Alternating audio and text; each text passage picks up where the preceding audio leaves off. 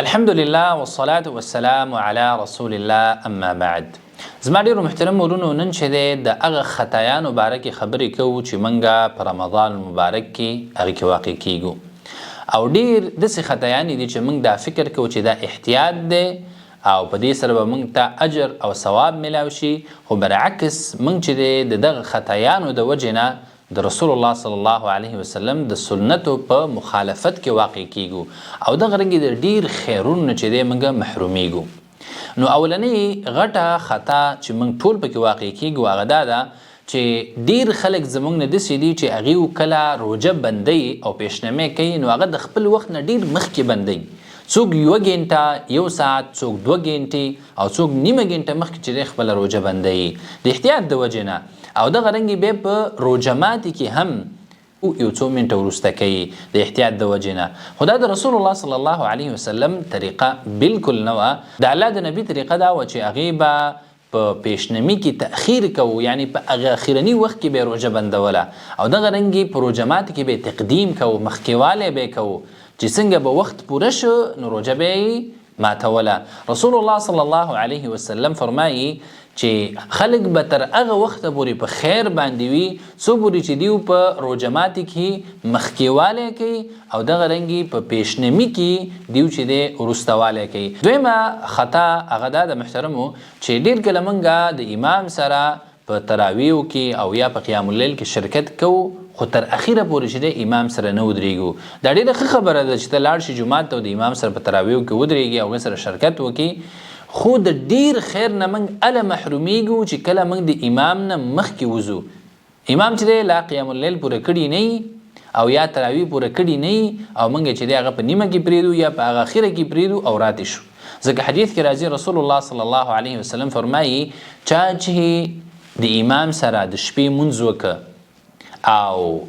کله چې امام انصراف وکړو، امام لاړه، امام تراویح ختم کړي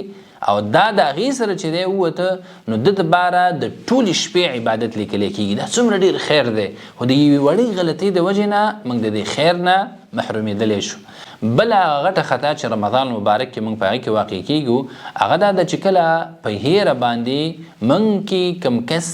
یا څکاک وکړي او یا چې دی خوراک وکړي، نو دا ایسته بیا په دې خوراک کې چې دی مستمر شي او ایسته نور هم خوراک وکړي او دا فکر دا کوي چې زما روژه فاسده شوه، خو داسې نه ده. که چېرته په هیره باندې تا خوراک او څکاک وکړه،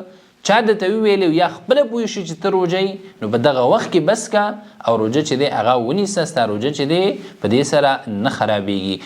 او بله یوه خطا چې موږ ډېر په هغې کې واقع کېږو هغه دا ده چې موږ کله نیت کوو د روژې دپاره،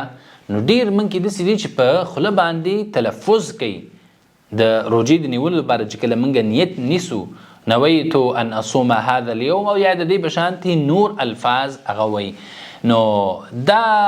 الفاظ ویل چې دی دا ډېره غټه خطا ده، ځکه دا روژه چې ده دا یو عبادت دی او د رسول الله صلی الله علیه وسلم نه او دغه رنګې د صحابه کرامو نه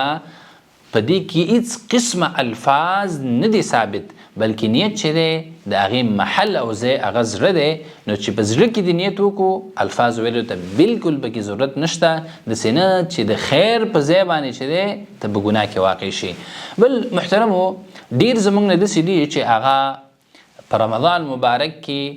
خپلې خولې د څکاک او خوراک نه بندي کړي، خو هغه چې دی خپلې ژبې د خلکو د غوښو نه بندوي. معنا ده هغه د خلکو په عرضونو کې عزتونو کې واقع کېږي، د خلکو غیبت کوي. صرف روژه دا نه ده چې ته خپله خوله بنده کړي د څکاک او خوراک نه، بلکې مهمه دا ده چې ته دغه رنګې ستا سترګې، ستا غوږونه او ستا ژبه، ستا ټول د بدن اعضا دا هم د ګناه نه بند شي او په ګناه کې واقع نه شي. که چېرته موږ صرف خوراک او څکاک نه کوو او دا ویو چې یاره موږ روژه یو او خوشحاله او نور غیبتونه کوو، ګناهونه کوو، نو په دې سره چې دی غټ تاثیر راځي زموږ د روژې په اجر او ثواب باندې.